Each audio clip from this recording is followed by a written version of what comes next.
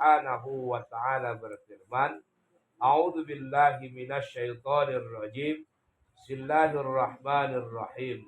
Dhaharal fasadu fil barri wal bahri bima kasabat aydin nas. Telah nampak kerusakan di darat dan di laut disebabkan oleh ulah tangan manusia itu sendiri. Di laut banyak persoalan terjadi sehingga hancurnya budaya laut dikarenakan orang-orang yang tidak bertanggung jawab, dan di darat juga banyak ulah-ulah orang yang juga melakukan kezaliman, melakukan perbuatan buruk yang dilarang oleh Allah Subhanahu wa taala. Jadi pernahkah kita berpikir kenapa Allah taala menurunkan bencana? Allah taala menurunkan bencana kepada manusia dikarenakan perbuatan manusia itu sendiri. Dikarenakan perbuatan manusia itu sendiri. Akhirnya Allah murka. Diturunkanlah polan-polan bencana.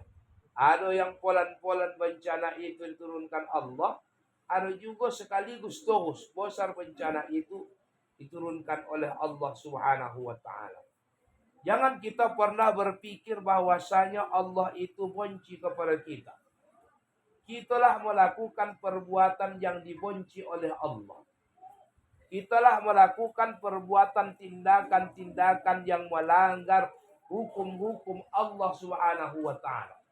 Jadi jangan pernah kita berpikiran negatif, berprasangka buruk. Oh, Tuhan benci sama kami, tak sayang sama kami, sehingga diturunkan bencana dahsyat, bencana, musibah. Tidak.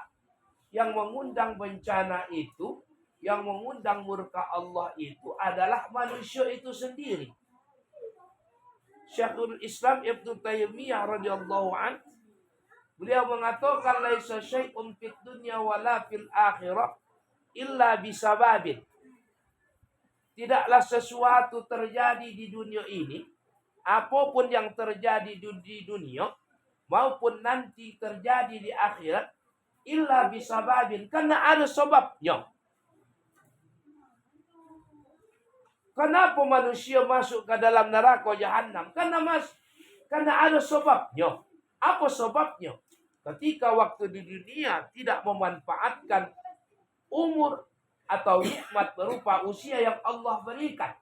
Akhirnya apa? Illa bisababin. Masuk neraka jahanam. Karena apa? Karena lantaran ada sebabnya. Makanya kenapa terjadi persoalan di dunia ini? Terjadinya musibah di dunia ini, kenapa? Illa bisababin. Karena lantaran ada sebabnya, Bu. Ya? Karena lantaran ada sebabnya. Makanya zaharul fasadu fil barri wal bahri bima kasabat aydin nas, telah terjadi kerusakan di darat dan di laut. Datangnya murka Allah. Karena apa? Karena ulah tangan manusia itu sendiri yang mengundang murkanya Allah Subhanahu wa ta'ala. Maka jangan pernah kita berpikir karena lantaran Allah benci kepada kita, karena Tuhan tidak sayang kepada kita, apa yang kita dapatkan karena lantaran Tuhan benci. Bukan. Karena lantaran kita melanggar hukum-hukum Allah Subhanahu wa ta'ala. Wa ma asabakum min musibah fabima kasabat aydikum wa ya'fu an katsir. Apa saja musibah yang menimpa kalian disebabkan perbuatan tangan kalian itu sendiri. Perbuatan tangan manusia akhirnya murka Allah, benci Allah Subhanahu wa ta'ala. Maka ada hubungan antara dosa dengan musibah yang Allah turunkan. Ada hubungan dosa, maksiat dengan turunnya murka Allah Subhanahu wa ta'ala. Maka jangan pernah kita berpikir tidak ada hubungannya. Ada, Bu. Maka diingatkan tadi dalam Al-Quran tadi, zaharul fasadu fil barri wal bahri bima kasabat aydin nas, telah terjadi kerusakan di darat dan di laut itu. Apa sebabnya? Karena ulah tangan manusia itu sendiri. Lalu apa penyebab turunnya murka Allah? Maka berhati-hati kita. Lambat laut, kalau kita lalai, dari apa yang disampaikan Allah di dalam Al-Quran tadi, maka lambat laut murka Allah itu pasti akan diterima oleh manusia. Apa sebabnya? Karena ulah tangan manusia itu sendiri. Makanya jangan pernah kita berpikir tak ada sebabnya.